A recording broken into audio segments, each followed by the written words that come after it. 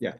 Yeah, really, really pleasing away performance against UCF. Obviously, um, there was a fairly strong message following High Point and some disappointment that we couldn't get that home win, despite some challenges we had in the first half, and a premium was placed on some defensive improvements that we really showcased in the UCF game. So we were able to do a better job of controlling the game in possession, but also out of possession. And I felt as though we caused UCF a lot of stress and really felt as though they were consistently unsettled throughout the course of the game, whether we had the ball or they did. So that was really, really pleasing and rewarding, and comes at a good time because we have a big time top 10 opponent coming to town in Georgia Southern, perhaps an unlikely name when you looked at the schedule at the start of the season. But Lee Squires, the head coach, has done a fantastic job there, and they've been trending really, really positively over the course of the last 3 years. So I'm probably a little less surprised than maybe you are to see Southern and as the number 6 team in the country. But it's a wonderful opportunity for us to get a big time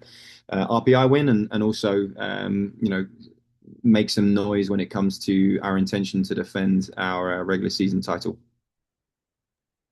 Nick, we'll start with you. First question. Thanks for spending some time with us today, Dan. The trip to UCF, could you get a little bit more specific about the way that your defense played? Like to go the entire game without allowing a shot on goal is really impressive, but what was different compared to High Point? The collective aggression and assertiveness. I think High Point starts extremely well with the nature of how we score the goal, but we were a little bit too passive and allowed a good possession team and a very good team as well in High Point to overwhelm us a little bit, and created a far more conservative structure than what was intended, and what we had coached and scouted in terms of what our intentions were defensively. And yeah, from a perspective of the type of team and identity that we want to have, that lacked the courage and bravery that I want us to show. We want to meet the opponent where the game is being played, and trust that we have the capacity to stifle them and stop them wherever they may be on the field. And we were just far too quick to concede territory, and allow them to gather momentum. That then we kind of struggled to get out of that rut for a period of the first half. That was disappointing. So the collective effort of how we defended, the compactness and the intent to try to build pressure and again meet the opponent where the game was being played was much, much better against UCF. Ryan, we'll go to you. So Dan, I guess from your defense to Georgia Southern's defense, they've only allowed 4 goals all year, only allowed one to Marshall last time out. What do they do so well, I guess, in the back end of their defense, and how are they so strong back there? Yeah, I think that was probably the foundation of what my perception, at least, of what Lee built and has been building at Georgia Southern. They've shown in previous years that they were going to try to make sure they were difficult to break down. I think they're comfortable out of possession, comfortable if they have to drop into a low block. That's something that they don't always do, and they did show an intent to high press Marshall as well. But should the game arrive in their half, I think they feel really confident that they will defend in a structure that will make it difficult to break them down, and then possess a threat in transition, which I'm sure at some point we'll get to what those attacking threats are and the qualities that they have. But that's what I witnessed in the Marshall game, certainly, and kind of aligns with maybe my understanding of how I perceive Lee to coach his teams and build his team. So he has a confident bunch right now, and a group of players that will believe in their identity both sides of the ball, which is an incredible asset to have. It's not just about tactics; it has a lot to do with the psychology that goes into it as well. And we're going to play a team that's high on confidence and carrying a ton of momentum, which is just as difficult as of a task as it is to deal with the talent and the quality of what they have as well. Joe, we'll go to you. Dan, you mentioned after the High Point match that you wanted your guys to carry themselves as they were a top 10 team. How well do you think that message has been received, or is Saturday really the first opportunity to kind of see if that message was well received by your guys? No, I think there's a sample against UCF as well. I think it's it was commented on before the game that a title contender, a team that's looking to win the conference, has to go to a place like UCF and come away with 3 points. And I don't think UCF's record is a fair reflection of the quality of program that they have and the quality of team that they have. Their outcomes so far this season, they've lost 5 games against 5 top 25 opponents. So they haven't shown that they can quite get it done just yet against the best teams, but that's also half of their schedule. So it was the type of game that's always tricky because we perceive the opponent to be better than their record. There's very little to gain from winning that game and a ton to lose from an RPI perspective when you come up against a game like that. So they're the worst games in my opinion. So the capacity to showcase that and to do it in a way, as I mentioned, where we really stifled them and stressed them, and even when they had the ball, I don't think they were ever settled. Certainly not for extended periods. I think that'll be something that we'll try to continue throughout the course of the season. And again, there's a really fantastic opportunity to develop more evidence for our players in terms of our belief and growth as what we're capable of with a positive result on Saturday night. Nick, we'll go back to you. Dan, these guys were a hard out for you last year in the quarterfinals. I mean, it took a Sergio goal late to win it, and you went down 2-0.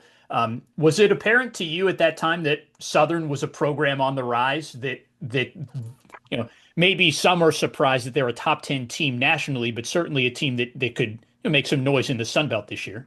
No, I think we'd already had a taste of that when we played them earlier in the regular season. I think at that point they may have been top 35 RPI. I think they were still kind of riding a wave. We seemed to go through this unfortunate process last year of beating teams that were doing particularly well, and then seemed to be the catalyst for a downturn. ODU was the same last year. I think they were top 25 when we played them, and then finished outside the top 60 maybe. And Southern's story somewhat similar. But there were indications last year that they were significantly improved last year from perhaps the year prior to that. And the year prior to that, they caused us some problems, and I think stuck around for a 0-0 here, I believe. So yeah, I think that there was already evidence that they had made significant improvements going into last season, and it looks like they've refined a little bit, added a little bit, and as I mentioned, I think the way I'm looking at things throughout the course of the top 100, top 25 is that there's as much parity right now in Division 1 men's soccer than there ever has been, and there's a lot of mid-major schools that your average collegiate sports fan wouldn't associate with success and the type of status that Southern have right now as a top 10 team. But that's the wonderful thing about what men's soccer offers is an incredible parity, and the likes of Georgia Southern, Gardner Webb, High Point, George Mason can be your 4 top 25 programs that you've played so far this season. Dan, as a quick follow-up to that, you mentioned their ability in the attack. Ricky Lewis was on their squad last year. So was Ryan Holmes. Believe he was an all-Sun Belt candidate. Just what jumps out about the way that they're playing? Like, obviously, Lewis is scoring in bunches similar to some of your guys. Yeah, I think Lewis is refined in a way that his physical prowess, he has more technical competency and skill this year from what I've seen, that physical prowess is even more of an issue and a challenge for us defensively. I thought last year maybe was a little raw in terms of his capacity to be a productive threat, and then he has showcased already this season that there's been improvements from that perspective. So both of them now have an end product and a quality. I think Holmes showed that probably more last year than Lewis perhaps. And then not to be undermined by Pixley off the left, who was a medical redshirt for them last year. That's added something in terms of creativity and dynamism that I think makes them a pretty prominent attacking group with obviously a back line that has shown not just this year but last year at times as well that they can be pretty challenging to break down. So they have tools, and we're going to have to be the best version of us in order to get the job done. Cody, what about you? Yeah, hey Dan. I was gonna ask about Ricky Lewis too. Just he scored almost half their goals. Is the defensive scout as simple as just keep track of him, don't let him get loose, or do they run things differently? As I mentioned, I think they're more than a one-trick pony. I think I've obviously watched a lot of them this season. Even more recently in the most recent game against Marshall, he was the main threat in that game certainly. But again, we're familiar with Holmes, familiar with the challenges. I think he certainly scored against us last year in the regular season. Even Martin, who typically comes off the bench, the number 9, is a physical presence that again caused us issues in the conference tournament. So it's more than just Lewis, but I think he clearly draws a lot of the attention because immediately he jumps off the page with his physical presence, his speed, but he's shown a quality on the ball and some finishing capacity that maybe wasn't as prevalent last season that seems to have been refined and improved going into this year. Nick, back to you. Dan, you've continued to make some changes to the lineup. And I want to follow up on a conversation that we had earlier in the season about having so much depth that it's hard to keep everybody happy, right? Like that's something that you're dealing with this year. Are you making changes to the lineup based on matchups and things that you think you can exploit? Or is it strictly based on this is the best 11 based on what we've seen in training, and so we have to go with it? It's a little bit of both. It's a little bit of both. And that's part of the benefit of having the depth is that you have these luxuries where there are subtleties in players' profiles that maybe match up better in certain games. Maybe George Mason, for example, we felt like the left back was really, really dynamic and could be a problem and a threat going forward. And Isaac Shear was a really great solution on the right that day. In order to nullify that. And it is a little bit of kind of horses for courses in the sense that we have the capacity to adapt without feeling like it's to the detriment of the overall level.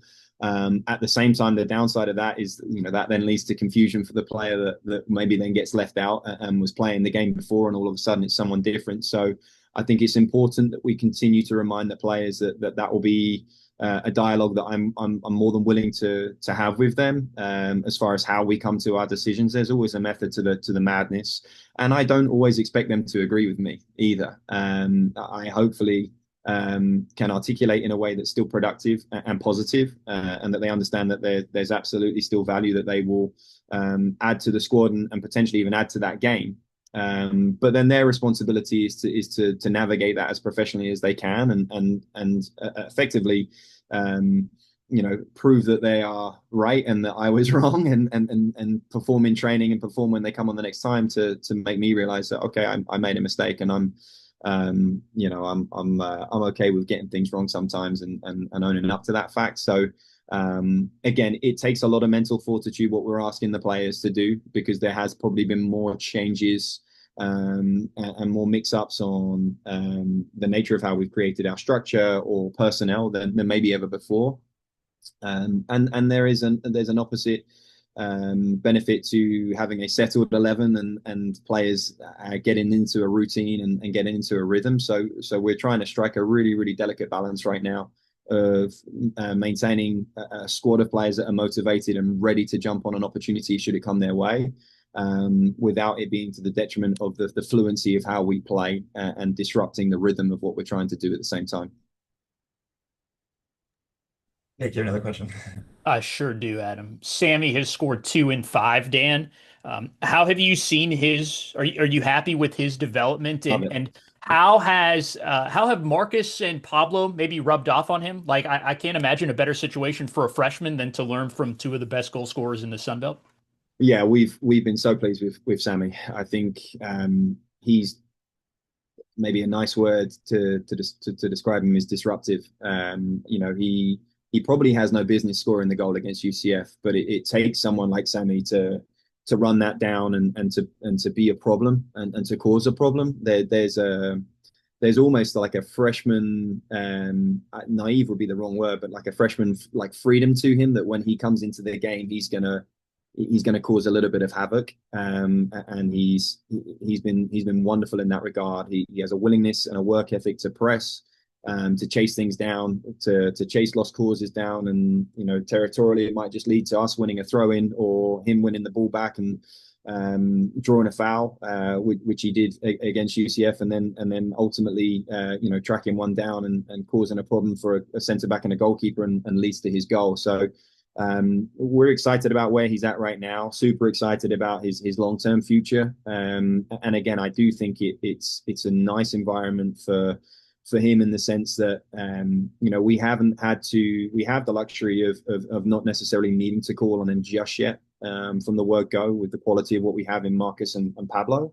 But what a wonderful position I feel like I'm in, with three forwards that have all shown they can score, and have all shown their qualities throughout the course of this season. So really, really happy with his progress, and very, very excited about the long-term future as well.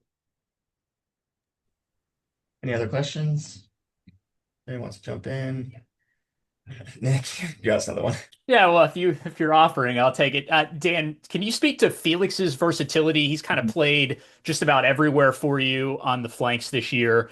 What allows him to be effective both in attack and in defense? Well, an openness to doing it, certainly. An open mind to kind of play in that position. I think it adds a physicality and an aerial prowess to what we have defensively, which I thought was very evident against UCF, in terms of the quality of how the four of those won their aerial duels and navigated Ngobu, the big man up front for UCF, as well as other threats that they possess.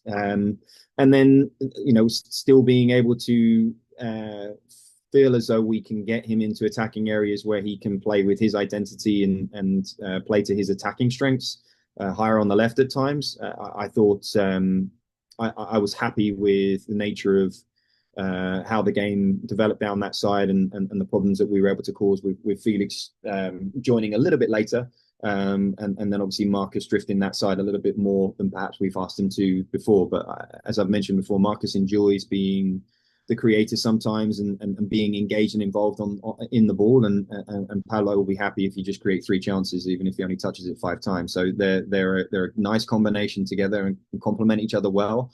And kind of sliding Felix and maintaining Felix on that side has given us a dynamic down that side, which I think is pretty threatening. Okay, that's probably good for today. Thanks for joining us. We'll see everybody on Saturday night. Thanks, guys. Thanks, Dan.